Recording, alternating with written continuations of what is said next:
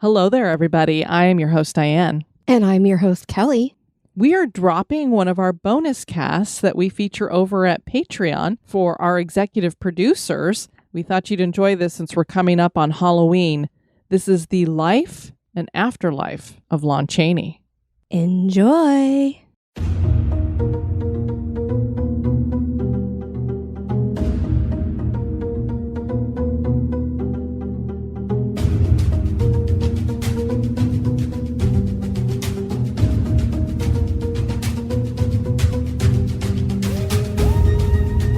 History Goes Bump, bonus cast.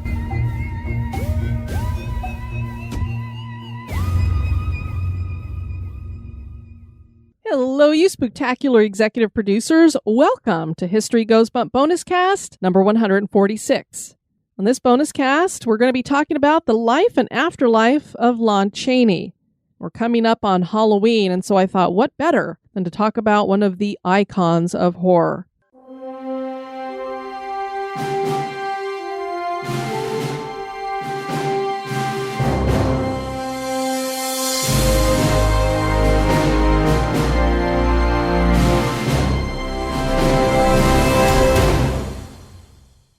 Lon Chaney was born Leonidas Frank Chaney on April 1st, 1883.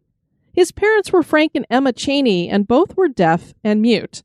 This fact is probably why Chaney did so well as an actor in silent movies, because he could pantomime anything in order to communicate with others, because he was so well practiced at doing it with his parents. So you can imagine when you can't use dialogue to get your point across because of the silent movies, he was able to get his point across pretty well with just the way that he would pantomime and fling himself around and such.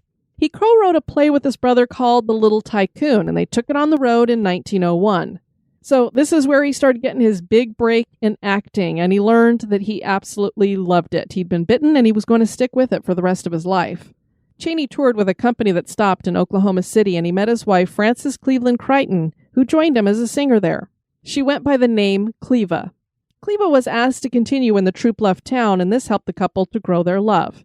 Cleva eventually became pregnant with their son, and she gave birth in February of 1906, on a cold winter day.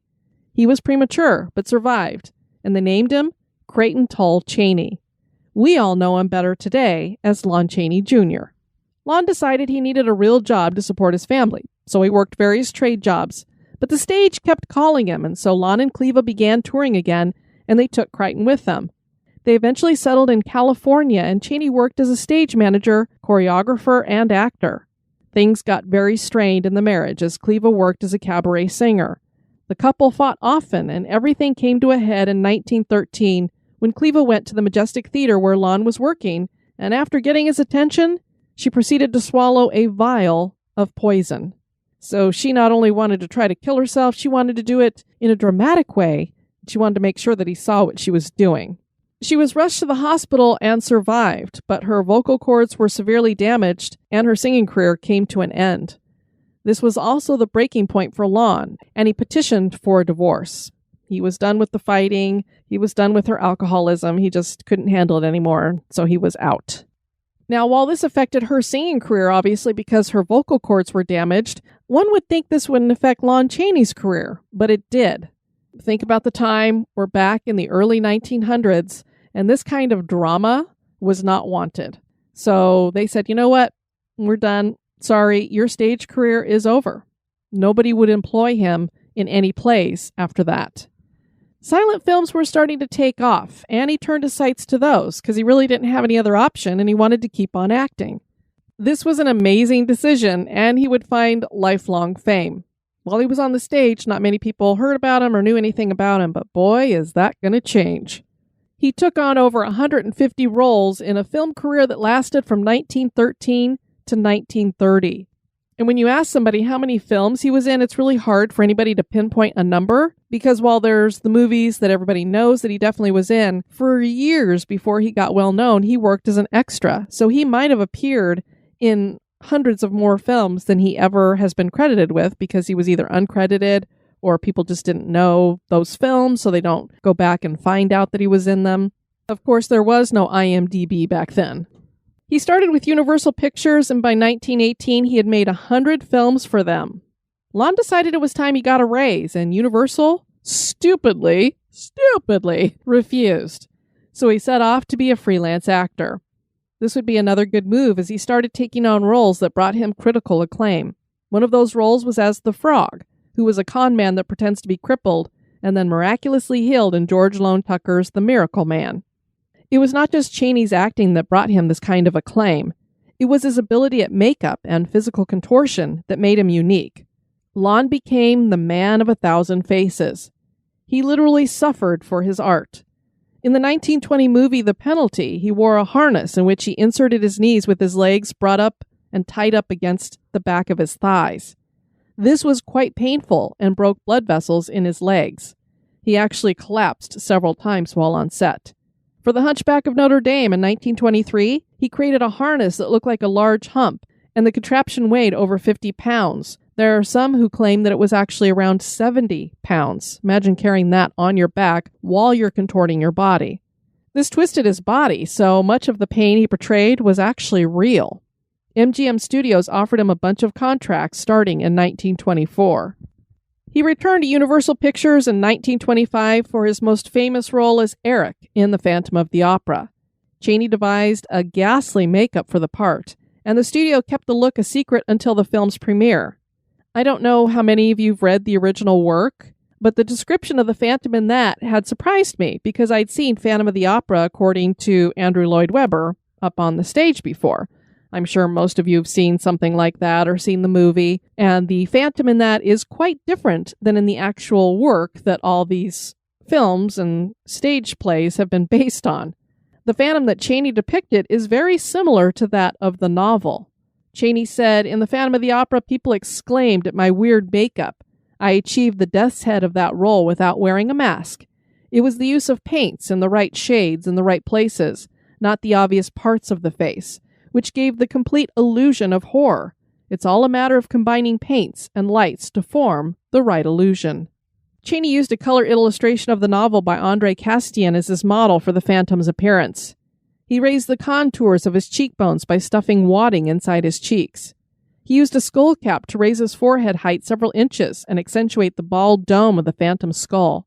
Pencil lines masked the joint of the skull cap and exaggerated his brow lines. He then glued his ears to his head and painted his eye sockets black, adding some white highlights under his eyes for a skeletal effect. He then created a skeletal smile by attaching prongs to a set of rotting false teeth and coated his lips with grease paint.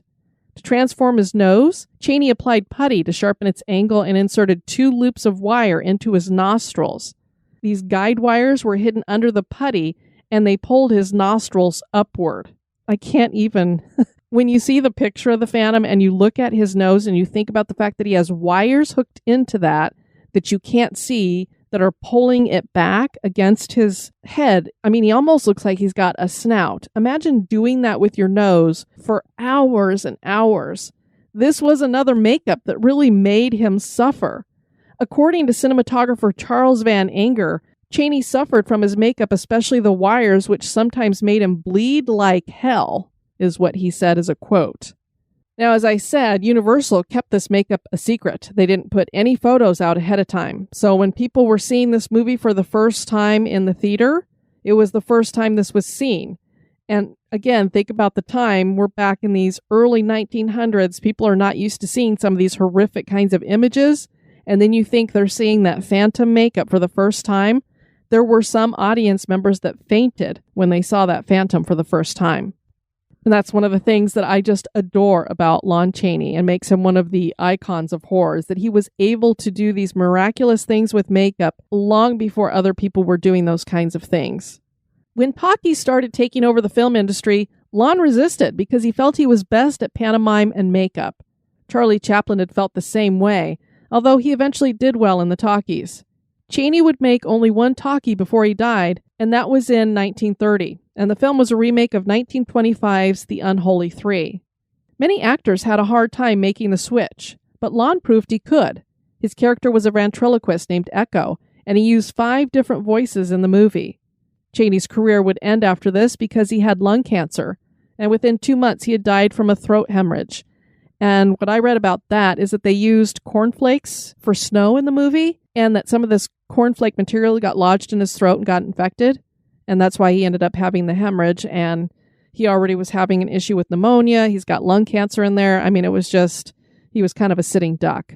He died on August 26, 1930, and he was buried in an unmarked crypt in Forest Lawn Memorial Park Cemetery in Glendale, California. And a lot of people find that unusual. Why in the world would he be in an unmarked crypt? Well, one thing about Lon Chaney is he really did love to act. He didn't care about the fame at all. As a matter of fact, he didn't like being famous. He was a very private man. And so for him and his death, this kind of reflects the fact that he just wanted to be himself. He wanted to be kind of an unknown person in that way. So he didn't want to have his crypt marked. The world mourned his loss, and MGM Studios even shut down production to observe a moment of silence for him. Chaney's spirit seems to have continued in the afterlife, however.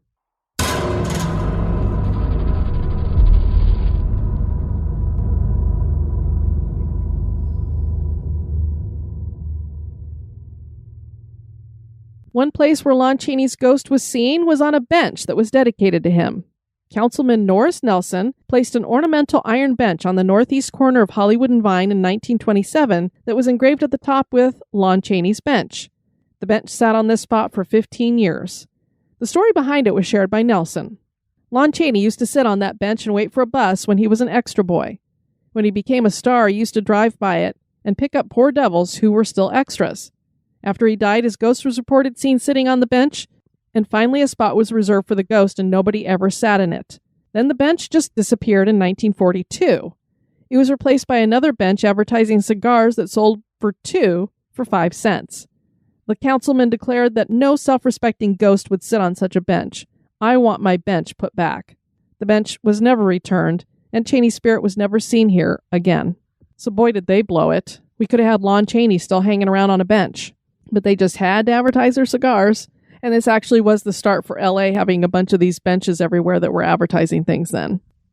Another place where Chaney's restless spirit seemed to be was Stage 28 at Universal Studios in Los Angeles. This is the only stage to have never been struck in Hollywood history, although it was finally demolished in 2014. That stage was famously known as the Phantom Stage because the Phantom of the Opera starring Chaney was filmed there. It was built with steel girders and concrete, which is why it was left.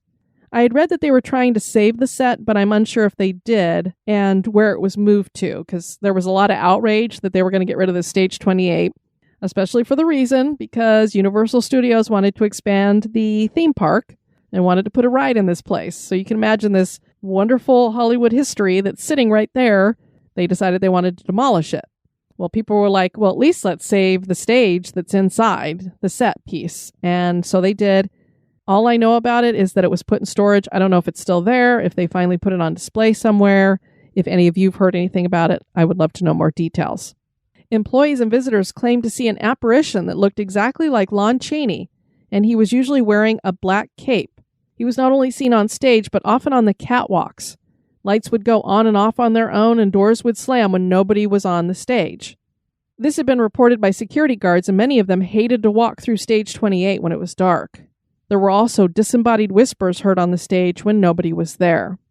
And I believe I heard an electrician fell to his death from one of the catwalks back in the 1940s or something. So crazy things happening there. So this was demolished. So 2 of the places where Chaney's ghost was haunting no longer exist. And we haven't really heard about any more sightings of him since. So again, boy, did they blow it. Is the spirit of Lon Chaney still here in the afterlife?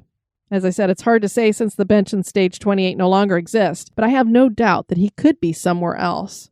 But that is for you to decide. Thanks so much for tuning into this bonus cast.